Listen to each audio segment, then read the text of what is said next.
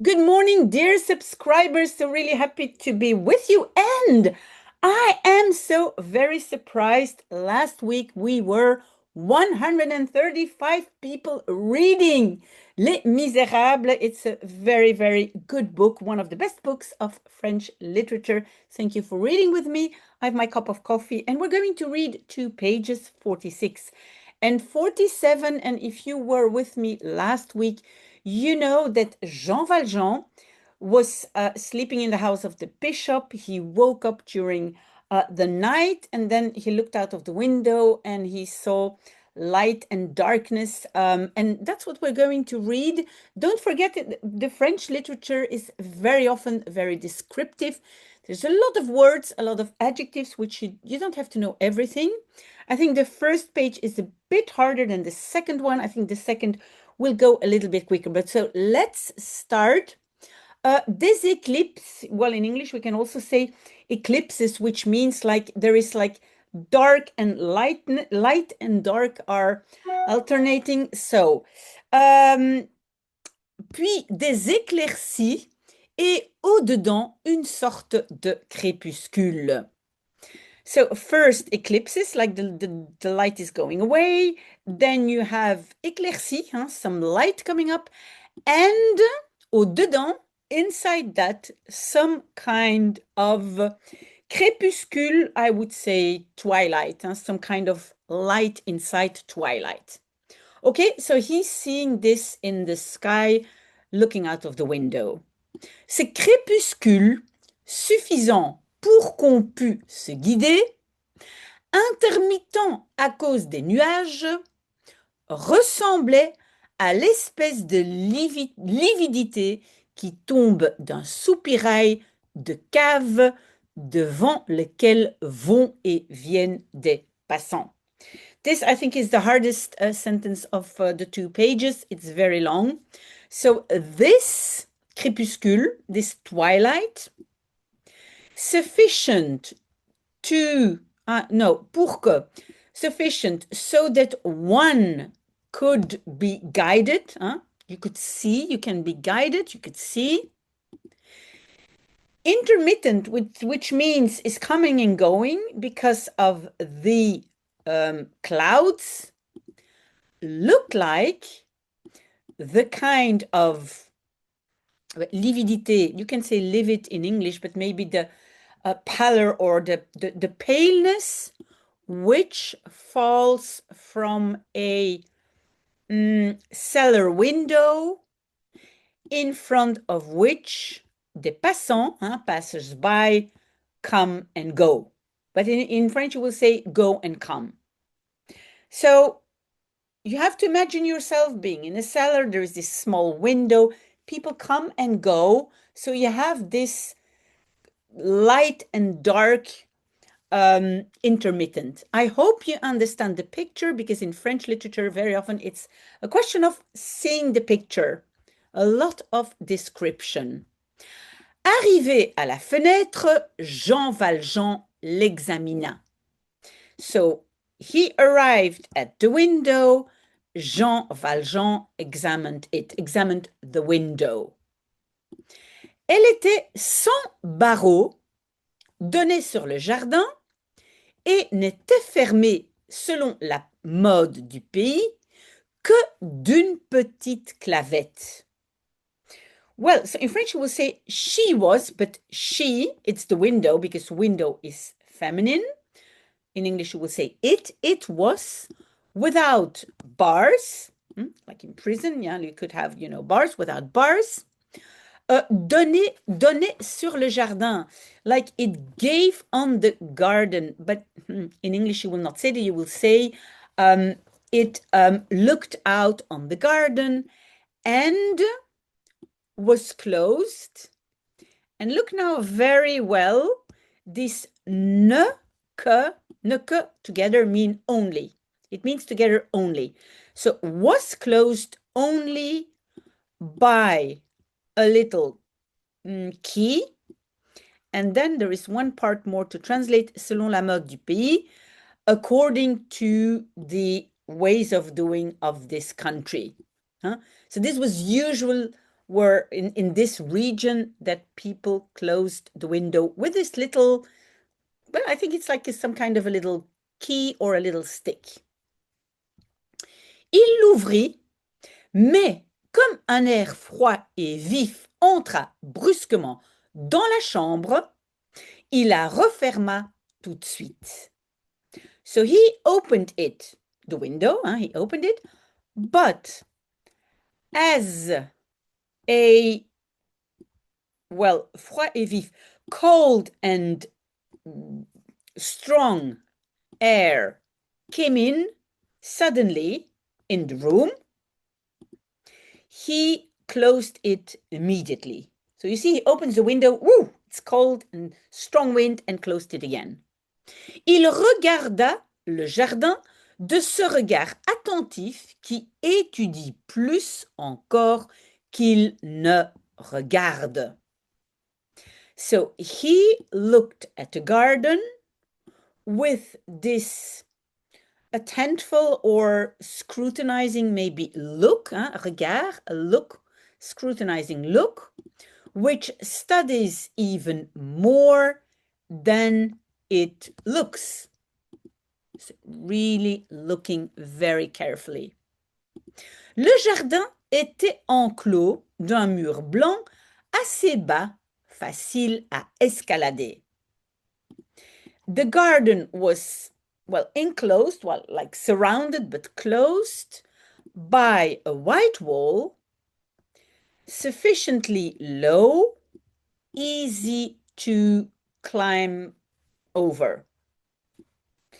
Au fond, au-delà, il distingua des têtes d'arbres également espacées, ce qui indiquait que ce mur séparait le jardin d'une avenue ou d'une ruelle plantée.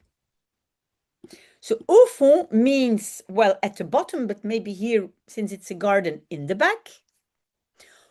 Au-delà, on top of it, so over the garden, he distinguished, or he saw, the heads or the tops of trees equally espacés, like espacés, spaced out, which indicated that the wall separated the garden from a avenue, a street, or a small street. Planté means, yeah, with trees planted. So he's really looking carefully. Ce coup d'œil jeté, il fit le mouvement d'un homme déterminé. I think we're going to translate this already because the sentence seems very long. So, this, well, jeter un coup d'œil means to take a look, to glance. When he had glanced, when he had taken a look, he made the movement of a determined man. He was determined to what he was going to do. Marcha à son alcôve, so marched back or went back to his bed, his alcove. Prit son havresac, he took his bag. L'ouvrit, opened it. Le fouilla, searched it, so went through his bag. En tira quelque chose qu'il posa sur le lit. He took out something out of it. The out of it is the en, of it, of his bag, he took out something which he put on the bed, mit ses souliers dans une des poches, he put his shoes in one of his pockets, referma le tout, closed everything again, closed his pockets and his bag, chargea le sac sur ses épaules, charged or put the bag on his shoulders, se couvrit de sa casquette dont il baissa la visière sur ses yeux, so covered himself with his cap, of which he baissa, he lowered the, would you call it like the maybe the bill of the cap over his eyes. So in fact, he lowered his cap. Chercha son bâton en tâtonnant. Searched for his stick, his walking stick. En tâtonnant means like feeling around. It's like when you're feeling around in the dark. So he searched for his stick. Et la poser dans l'angle de la fenêtre. And went to put it, and the it is the L here, the first L, in the corner of the window. Puis revint au lit. Then came back to the bed. Et saisit résolument l'objet qu'il y avait déposé. And he took or seized, résolument means like firmly, the object that he had put there. And where is the word there? It's the I. I also means a place, over there. So he put that thing there. We don't know what it is, the thing he took, but he put it there. Cela ressemblait à une barre de fer courte, aiguisée comme un épieu à l'une de ses extrémités. So this thing, this object that looked like a short bar or a short rod of iron, fer, sharpened as a lever, like some kind of a spear, maybe, épieu, a spear, at one of its extremities. So this thing, this small iron rod, was sharpened. That's the thing he took. Il eût été difficile de distinguer dans les ténèbres pour quel emploi avait pu être façonné ce morceau de fer. So it would have been difficult to distinguish in the dark, ténèbres, the dark, or the shadows, for which use had been made this piece of iron. So you could not see that in the dark. C'était peut-être un levier. It was maybe a lever. C'était peut-être une massue. It was maybe a hammer. Au jour, on eût pu reconnaître que ce n'était autre chose qu'un chandelier de mineur. So, at the light of day, au jour, the light of day, one would have been able to recognize or to see that it was nothing else, so not another thing than the chandelier of a miner. So people who go down in the coal mines, they have that kind of lamp. That's what it was. Il prit ce chandelier dans sa main droite et retenant son haleine, assourdissant son pas, il se dirigea vers la porte de la chambre voisine, celle de l'évêque, comme on sait. So he took this chandelier in his right hand and holding his breath, assourdissant, like muting or maybe muffling his steps, directed himself towards. So he went to the door of the neighboring room, the one of the bishop, as we know. Comme on sait, as we know. We know the room next door is the room of the bishop. Arrivé à cette porte, il la trouva entrebâillée. So when he arrived at this door, he found it entrebâillé means, well, half open, a little bit open. L'évêque ne l'avait point fermé. So the bishop had not closed it. And you know that in French, especially in literature and in all the French, instead of saying ne pas, meaning not, you also can use ne point. Hein? Ne point, you will see it, but point, it doesn't mean a dot, it means not. Okay, we're going to the next page. See if I can find the second page. Yes, here it is. We are on page 47. Jean Valjean écouta. So Jean Valjean listened. Aucun bruit, not any noise. Sorry guys, I need a little bit of coffee. I'm on holiday, so I'm free, so I really want to do a little bit more the things that I like. And what do I like is to drink coffee. Just a second. Il poussa la porte. So he pushed the door.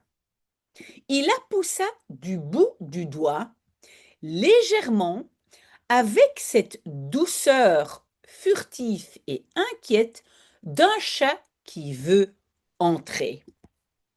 So he pushed it, and it's la. And why is it la? It's feminine because porte is feminine, the door. He pushed it with the tip of his finger, légèrement, really lightly, with this furtive and worried softness of a cat who wants to enter.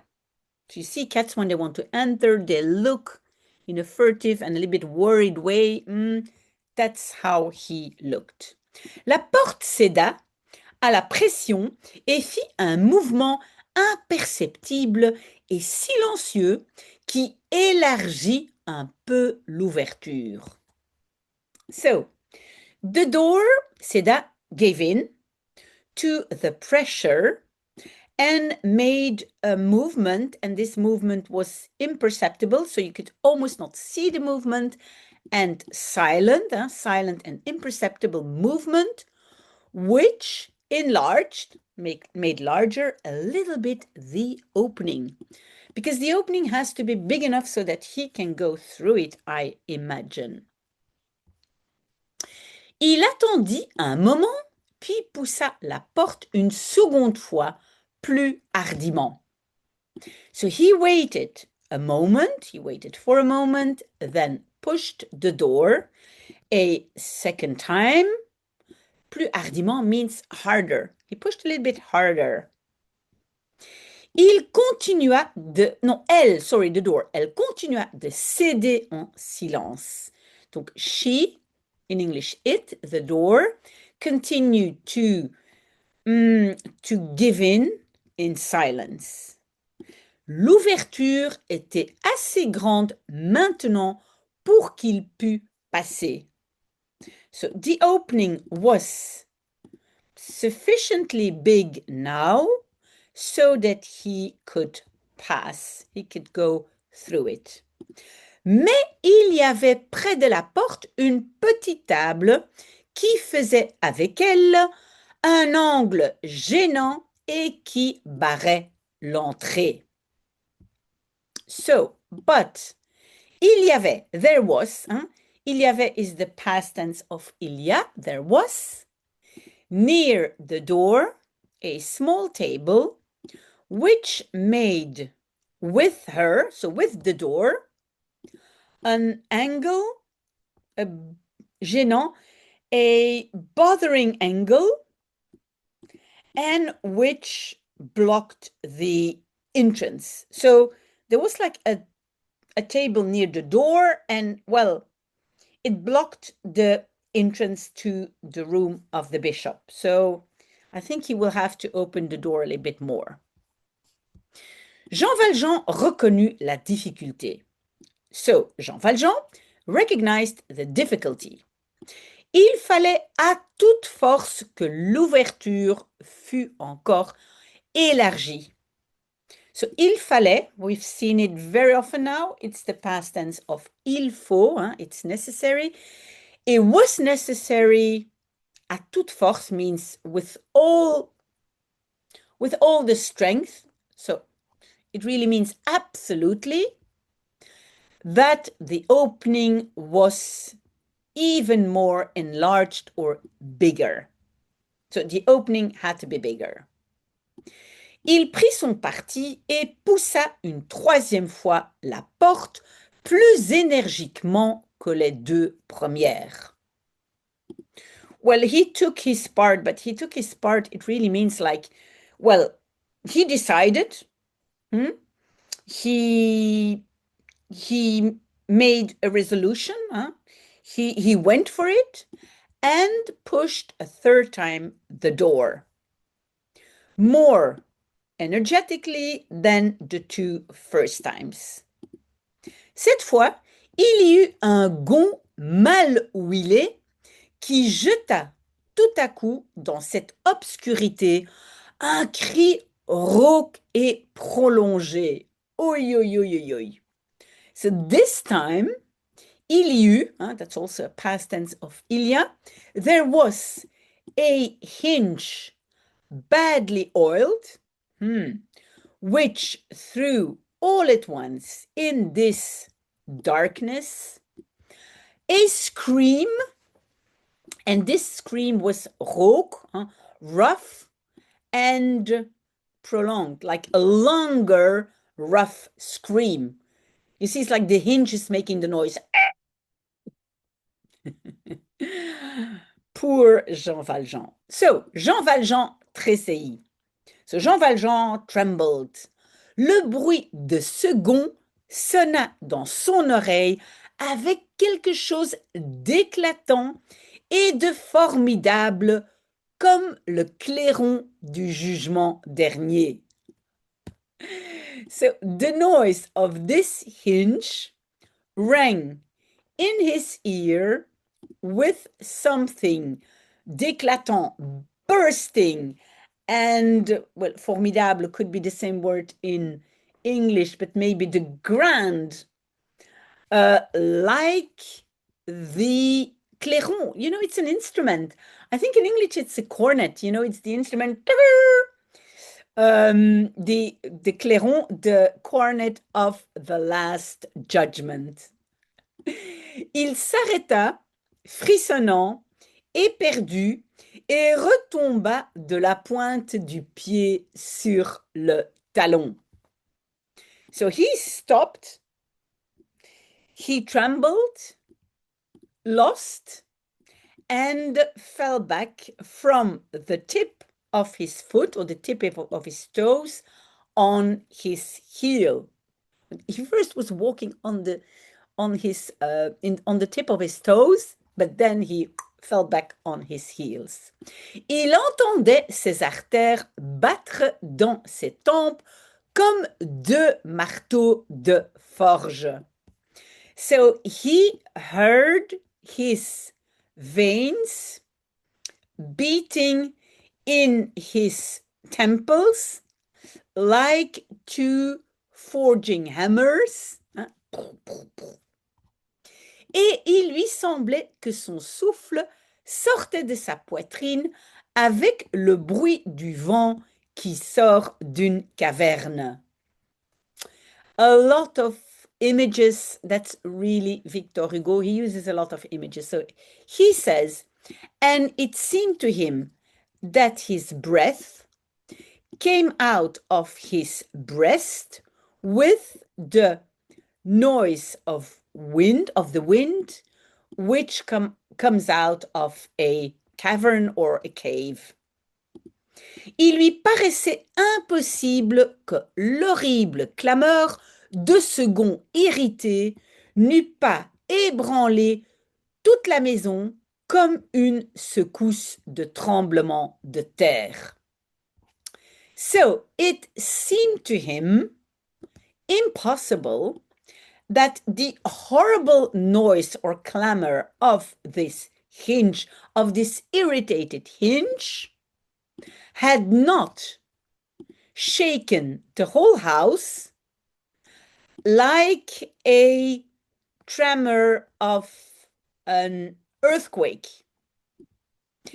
La porte, poussée par lui, avait pris l'alarme et avait appelé. Le vieillard allait se lever. So the door pushed by him had given the alarm and had called everybody. The old man was going to get up. Les deux vieilles femmes allaient crier. The two old ladies were going to scream. On viendrait à l'aide. They would come to help.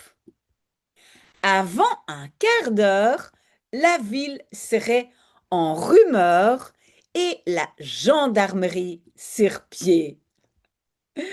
So before a quarter of an hour, so before 50 minutes had passed, the city would be en rumeur, all noise, all up in arms, and the gendarmerie, so the police, sur pied, on foot, but also like up in arms. The whole city would be up in arms.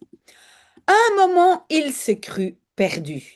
So one moment, he believed himself lost. Il demeura où il était. So he stayed where he was.